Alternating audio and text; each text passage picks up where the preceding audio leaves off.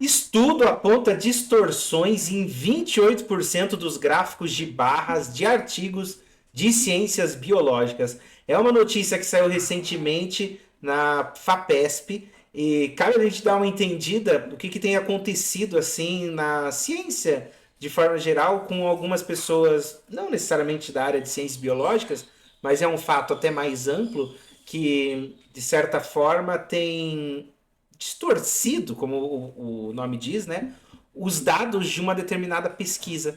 Isso acontece às vezes de forma intencional, outras nem tanto, mas talvez alguma falta de conhecimento em matemática básica, em estatística, esteja atrapalhando a análise dessas pessoas, o que leva a quem busca interpretar esses dados a uma certa confusão, enfim, ao que está acontecendo.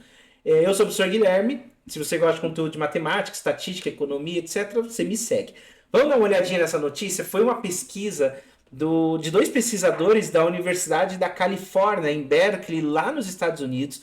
O interessante é que eles analisaram 3.000 artigos, eles selecionaram a área de ciências biológicas, o ano de 2023, e como critério de pesquisa, escolheram aqueles que tinham pelo menos um gráfico de barras. E desses, mais de um quarto tinham algum tipo de distorção. Eu, para mim, já tenho um pequeno erro assim, que gráfico de barras é um problema. Tem muita gente que não gosta por um bom motivo, que é uma análise estatística ruim.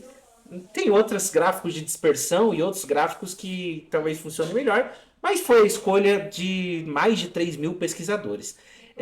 Aqui também foram analisados papers de 15 periódicos, inclusive títulos de prestígio, como a Nature, a Science, a Cell, e a maioria deles apresentou vários problemas. Alguns, boa parte deles, o eixo não iniciava no zero, o eixo vertical, um erro que faz, como a notícia mostra, com que as disparidades pareçam maiores, ou erros com eixos logarítmicos. Então, dois grandes problemas notáveis na área de estatística, que é começar uma análise com o eixo longe do zero, se não bem mostrada, pode causar confusão, e erros colocando eixos que não têm a mesma escala. Um eixo logaritmo, outro não. E reforçando discrepâncias que às vezes são grandes quando não são, e às vezes são pequenas quando não são. E tudo isso acontece. Inclusive, tem um livro muito interessante de como mentir com estatística. Pesquisa aí na internet, mas quem quiser entender que uma má análise de dados nos leva a condições meio ruins, uma boa leitura, né? Aqui também percebeu-se que quanto mais autores no artigo, mais propenso ele é a incluir distorções no gráfico de barra. Talvez aquela velha história de que colocando mais e mais gente, né? Só o primeiro autor faz alguma coisa, o resto nem revisa. Mas enfim, né? E a análise que foi divulgada no repositório BioRevix, não foi revisada ainda por outros pesquisadores, destacou essa necessidade de treinar melhor os cientistas para usar e interpretar dados e propõe a adoção de um checklist por autores, editores, enfim, mais momentos de revisão, né?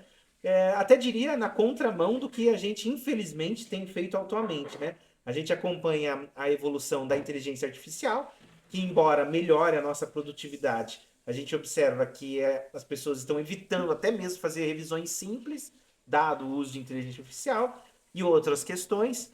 Quem dirá revisar com leitura calma, digo, quem sabe, quem faz uma revisão de um texto a sério leva 1 hora, 2 horas, para ver todos os detalhes, para ver se não tem nada passando. Enfim, parece que essa questão de fazer, não digo de qualquer jeito, mas talvez às pressas ou sem uma boa revisão, faz com que esses artigos cheguem no final da publicação, inclusive de grandes problemas. Claro, há necessidade em alguns gráficos da gente, por exemplo, sair do zero. É o que apontou, inclusive, o porta-voz da revista Nature, né? Indicando já que não é uma má intencionalidade, mas é só para ajudar na interpretação e na compreensão. Outros foram entrevistados e tem gente que joga a responsabilidade por não entender gráficos ao público que vai ler o artigo, outro aos pesquisadores. Fato é que é só mais uma demonstração ou uma evidência de que as pessoas estão com cada vez mais dificuldade de interpretar e também construir gráficos. Mas fica aí a notícia, quem tiver interessado, entra lá na revista Pesquisa da FAPESP e você vai descobrir outras informações. Um abraço, até mais.